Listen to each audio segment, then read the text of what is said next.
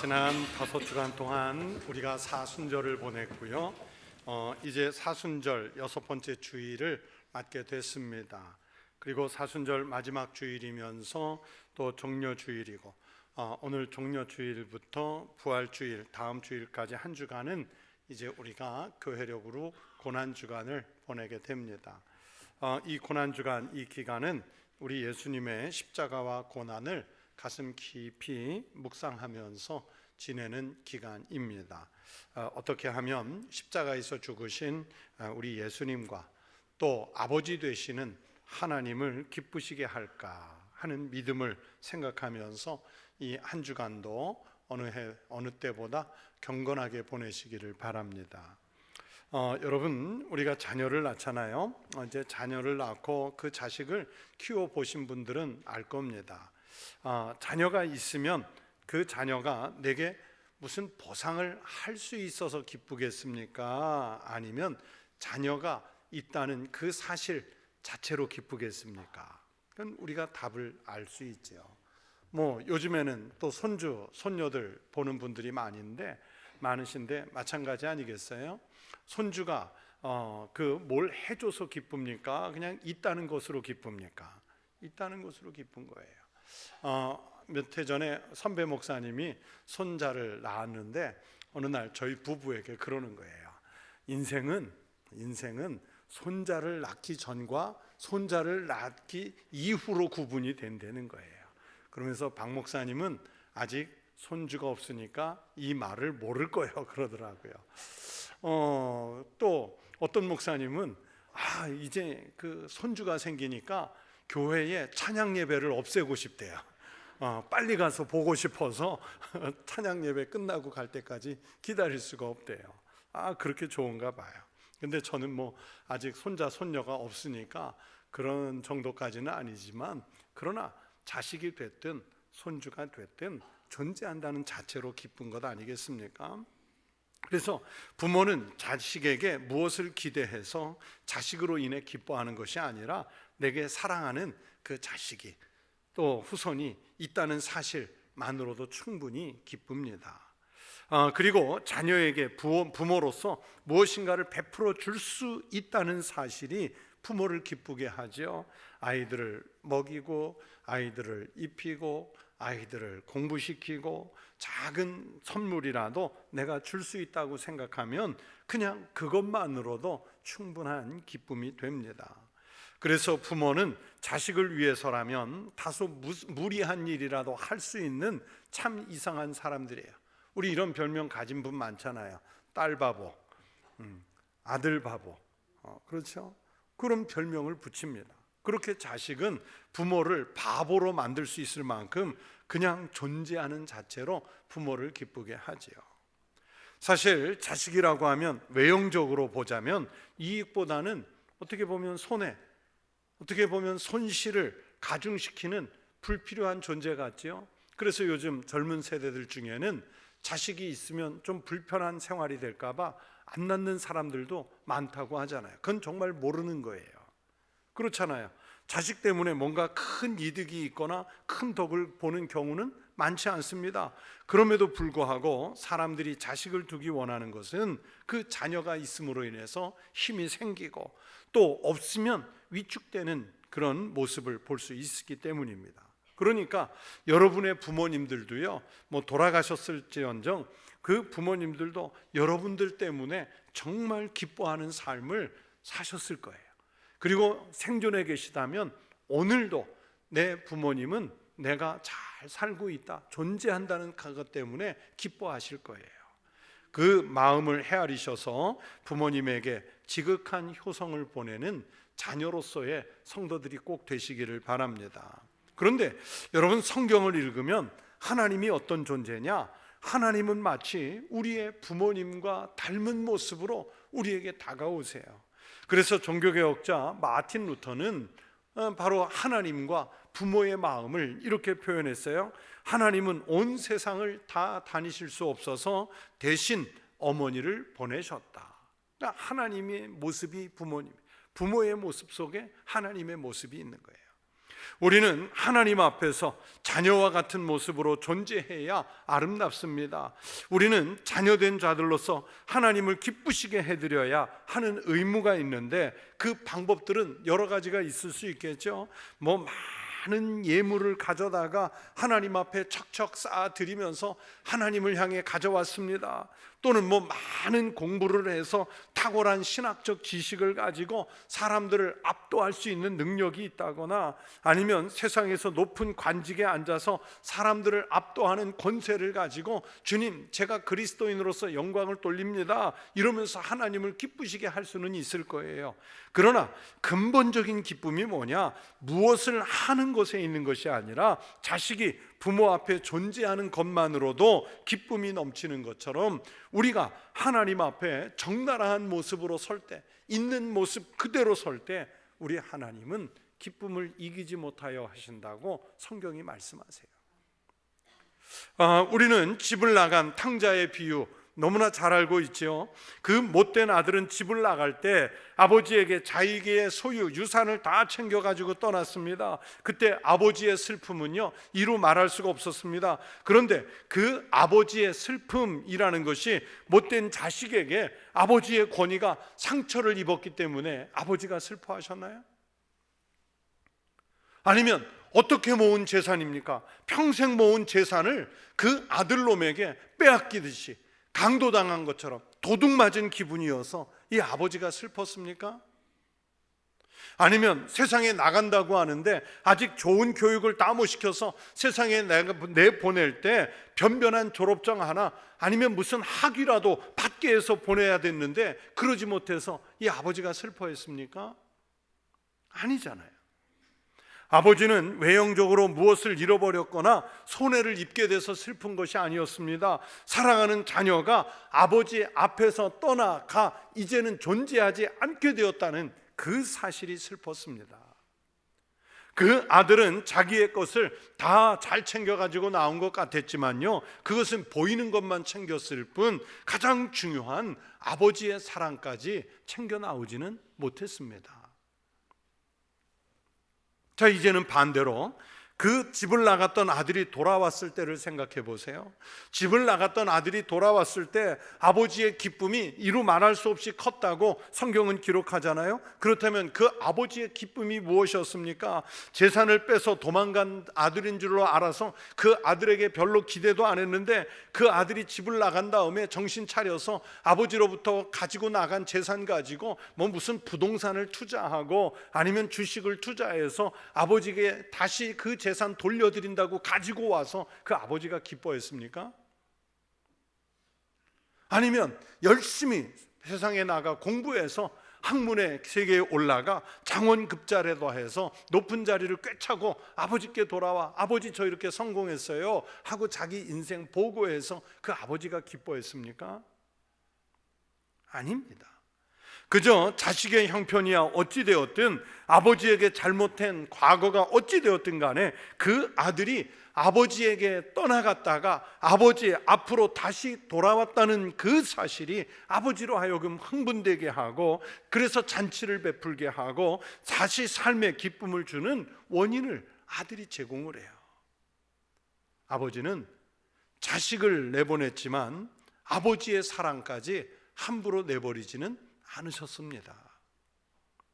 아무 조건 없이 아버지에게로 돌아왔다는 것이, 그리고 다시 아버지 앞에 존재하는 아들로 서 있다는 것이 아버지를 기쁘시게 한 것처럼, 우리가 하나님 안에서 하나님 앞에서 거하기만 해도 하나님은 나로 인하여 기뻐하신다.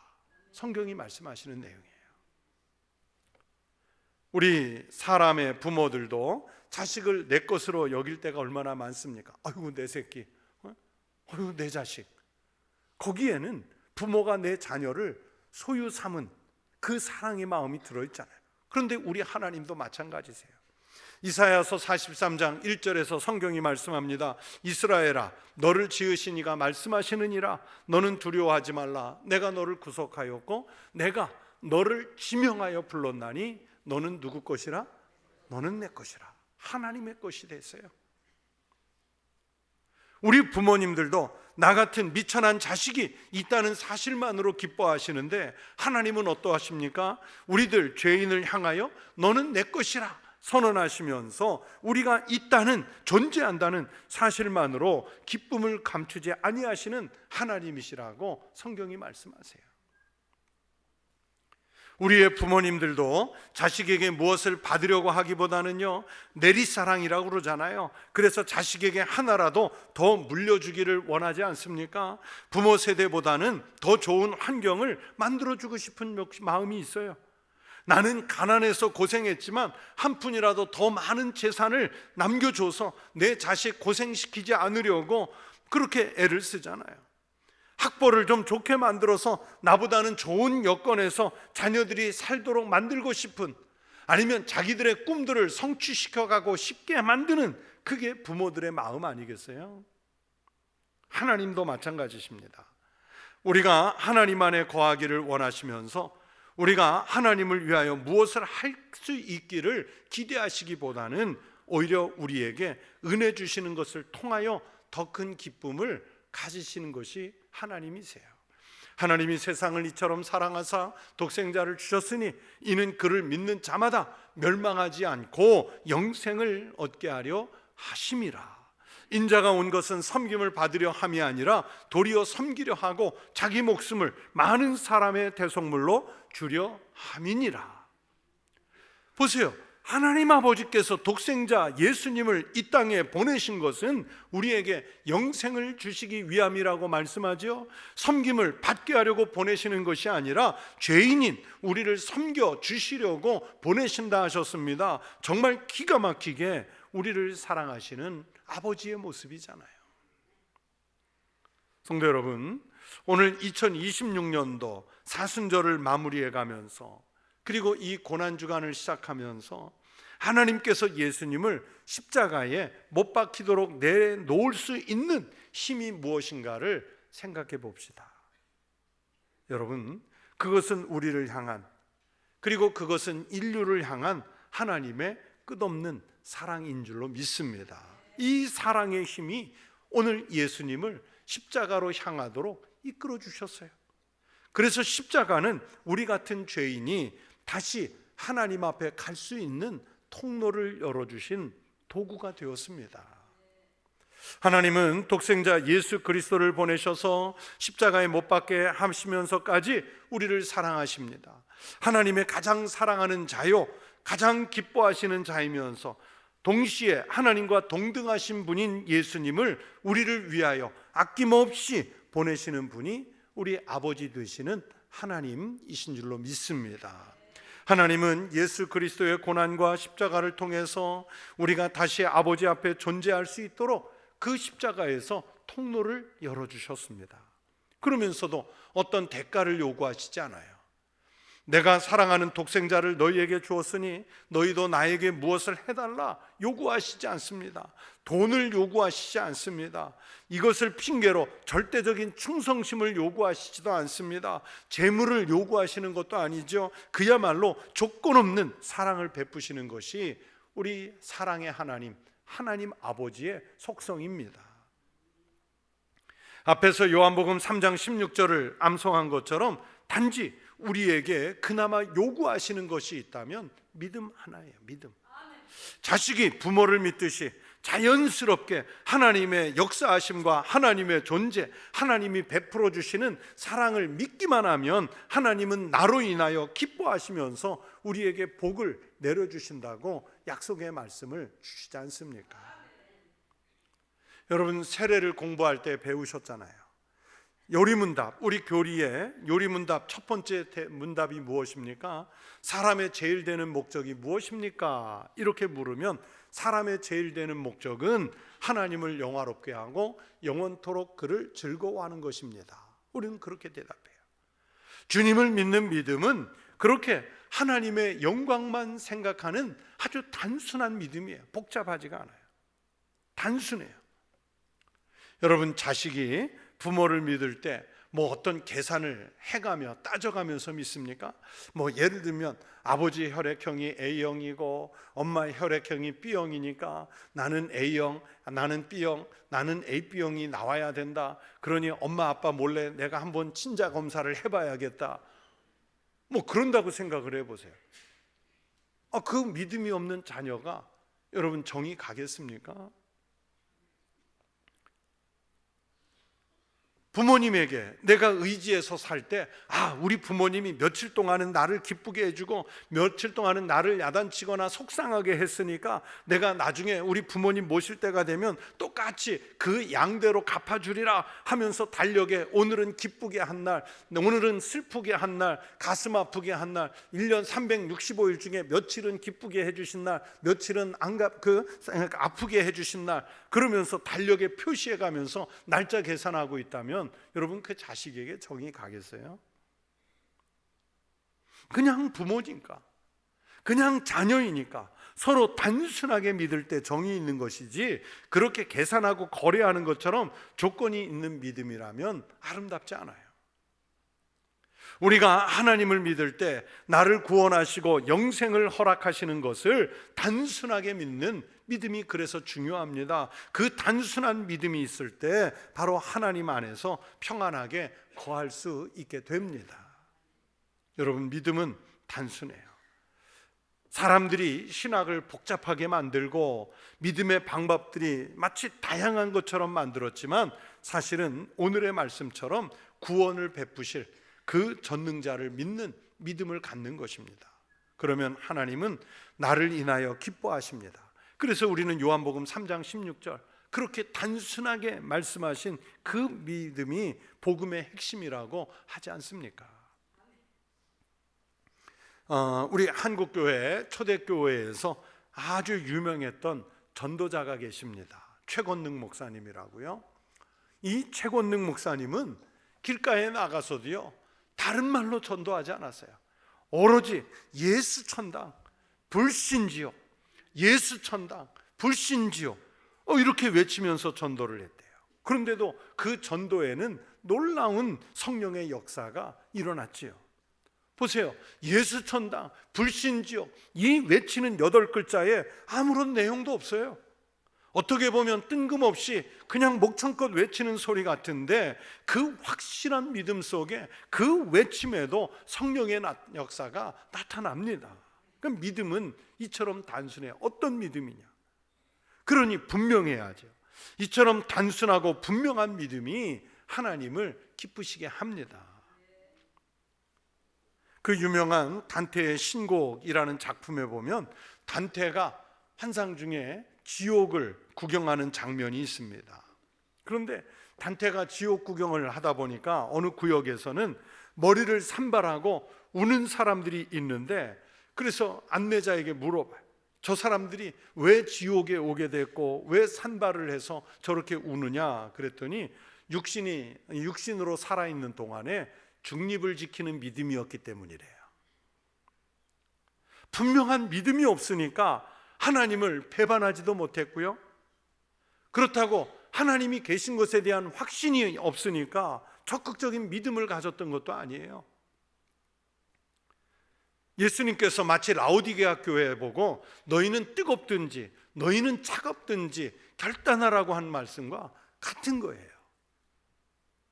그러니까 오늘 우리가 같은 예배당에 앉아서 같은 말씀 듣고 같이 예배를 드리는 것 같은데 나중에 이 땅을 떠나서 보면 머리 산발하고 가슴 치며 울 사람들이 있을 거예요. 그렇지 않겠어요? 여러분, 우리가 가끔 착각하는 것 중에 하나가 내가 하나님을 위해서 무엇을 하니까 하나님이 좋아하시겠지, 내가 하나님께 무엇을 드리니까 하나님께서 좋아하시겠지, 내가 세상에 살면서 선행을 베풀며 사니까 하나님 좋아하시겠지, 이런 생각을 가질 때가 있어요. 그러나 하나님은 그렇지 않습니다. 받아서 즐거워하시는 것이 아니라 믿음이 있는 성도들이 하나님 안에서 거하시는 것을 보시고 기뻐하시면서 즐거워하시는 분이 하나님이세요. 단지 우리가 선행을 한다든지 하나님께 어떤 예물을 드리는 것은 내 믿음이 분명하기 때문에 하나님께 신앙의 고백처럼 드리는 것이지 그 자체가 하나님 기쁘시게 하는 게 아니라는 말씀이에요. 그래서 종교개혁자 칼뱅은 오늘 본문을 추석하면서 하나님이 기쁨을 이기지 못하신다 하는 이 말씀을 하나님의 무한한 사랑과 관련시켜서 설명하고 있습니다. 이 스바냐 3장 16절 17절에 대해서 하나님은 마치 남편이 가장 정답게 사랑하는 자기의 아내를 대하는 것처럼 무한한 사랑으로 자기의 교회를 받아들이고 그 성도를 소중히 여기신다 하는 것이 깔뱅의 이 본문 말씀 해석이에요. 그래서 이렇게 말합니다. 깔뱅이, 하나님께서는 자신이 자기 백성들을 향하여 하나님의 사랑과 친절을 보여주실 때 가장 크게 기뻐하신다. 즉 하나님이 무엇을 받아서 기쁘신 것이 아닙니다.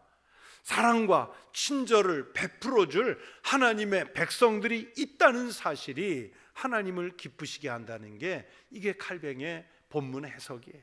그러니까 십자가를 지면서까지 우리를 사랑하신다는 그 사실만으로도 기뻐하십니다. 그러니까 주님은 그만큼 우리를 사랑하고 계셔요.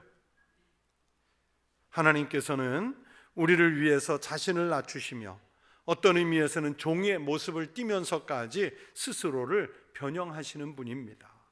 우리는 그런 하나님을 절실히 느끼면서 우리의 불신앙의 뿌리가 얼마나 깊은지도 인정해야 됩니다. 하나님께서 우리에게 더 가까이 오시기 위해서요, 사도 바울이 말씀하는 것처럼 주님 자신이 종의 형체를 가지셔야 했던 그 의미를 우리가 깨달아야 합니다. 스바냐서의 이 본문 말씀을 읽을 때마다 우리가 특별히 기억해야 하는 것은 하나님께서 이유 없이 우리에게 자신의 사랑을 설득하시려고 노력하고 있다는 사실입니다. 이게 무슨 말씀을 드리는 거냐면, 우리가 죄악에서 빠져나오지 못하고 심판을 당하고 멸망을 당하고 죽음에 이르러도 우리는 어쩔 수 없는 죄인들에 불과합니다. 그럼에도 불구하고 하나님은 우리를 그 죄인으로 방치해 두시는 것이 아니라 우리를 구원하시기 위해서 하나님 아버지의 사랑을 베푸신다는 뜻이에요. 우리는 천성적으로 불신앙에 빠지기 쉬운 자들일 뿐만 아니라 사탄의 온갖 기만에 빠지게 되어 있으며 변덕도 심하고 그분의 말씀에서 쉽게 벗어나 죄인의 길에 달려들기를 마치 무슨 정해진 습관처럼 하고 있습니다. 그러나 하나님께서는 사람의 모양과 성격을 취하시고 우리에게 오셔서 우리와 함께하기를 원하시는 하나님, 그분이 예수님이세요. 여러분, 하나님은 그렇게 우리 안에 거하시는 것을 기뻐하십니다. 그리고 우리가 하나님을 기쁘시게 하는 것은 그분과 동거하며 주님과 동행하며 영원토록 주님 안에서 사는 것입니다. 세상을 사는 것도 내 힘으로 살면 힘이 들어요. 광야의 길도요, 여러분, 인생 광야길 내 힘으로 가려고 하면 정말 험난합니다. 그러나 하나님의 힘으로 살면 훨씬 수월해져요. 광야 같은 길도요, 구름 기둥 되시고 불 기둥 되시는 하나님의 인도하심을 받아서 가면 똑같은 길일지라도 훨씬 힘있게 능력 있게 수월하게 가게 해 주십니다. 또 그렇게 하는 것이, 그렇게 하나님을 의지해서 우리의 인생길을 가는 것이 하나님을 기쁘시게 하는 것이고, 하나님이 나로 인하여 즐거워하시도록 만들어 드리는 일입니다. 사랑하는 성도 여러분, 우리가 사는 것이 조금 힘들다 보면 하나님을 기쁘시게 하는 일을 잊을 수가 있어요. 그러나 하나님을 기쁘시게 하는 것, 그렇게 힘든 일 아닙니다. 우리 청북교회 모든 성도들 주님의 십자가를 받아들이십시오. 그리고 그 주님의 십자가를 꼭 믿으십시오. 주님이 나를 위해서 십자가에서 흘려주신 생명의 피, 나를 위해서 찢겨주신 그 생명 양식을 받아들이십시오. 그리고 죽음마저도 다 이기시고 부활하신 주님을 반드시 믿으십시오. 믿는 자들에게는 주님처럼 부활할 소망이 있음을 믿으십시오. 그 믿음으로 인해서 하나님 앞에서 살아가십시오. 주님의 고난과 십자가를 믿고 그 앞에 나와 그분의 생명을 따르는 길, 이것이 바로 우리가 주님을 기쁘시게 해 드리는 일입니다. 여러분, 우리가 부요함에 처하든지 우리가 가난함에 처하든지 우리가 높은 곳에 있든지 우리가 낮은 곳에 있든지 기쁨 가운데 있든지 슬픔 가운데 있든지 편안하게 있든지 고난 중에 있든지 항상 주님 안에서 거하는 삶을 살면 하나님은 우리로 인해서, 나로 인해서 기뻐하십니다. 그 믿음으로 모든 삶에서 주님을 드러내는 성도의 삶이 되시기를 축원합니다. 여러분, 주님의 십자가가 여러분을 구원하시는 은혜의 길이 되시기를 우리 주의 이름으로 축원합니다. 기도하겠습니다. 하나님 아버지, 나 같은 죄인 한 영혼 살리시려고 독생자 우리 주님 예수 그리스도께서 친히 성육신하셔서 고난의 언덕을 십자가를 지고 오르시고 그 십자가에 달려서 물과 피를 쏟으시고 그 살을 찢겨 우리의 생명 양식 삼게 해주시니 감사합니다. 이제는 하나님 앞에 갈 수도 없었던 나를 주님 앞에 나아갈 수 있도록 십자가로 길을 열어주셨으니 주님 안에서 평생을 거하게 하시고 우리의 인생이 끝나고 하나님 앞에 부름받아 가면 다 십자가 은혜로 인해 천국에 입성할 수 있는, 하나님 나라에 들어갈 수 있는 백성들이 되게 하여 주시옵소서. 교회 안에서나 집에서나 일터에서나 이웃들 속에서나 어디서나 주님 안에서 거하게 하여 주시옵소서. 예수님 이름으로 기도드리옵나이다. 아멘.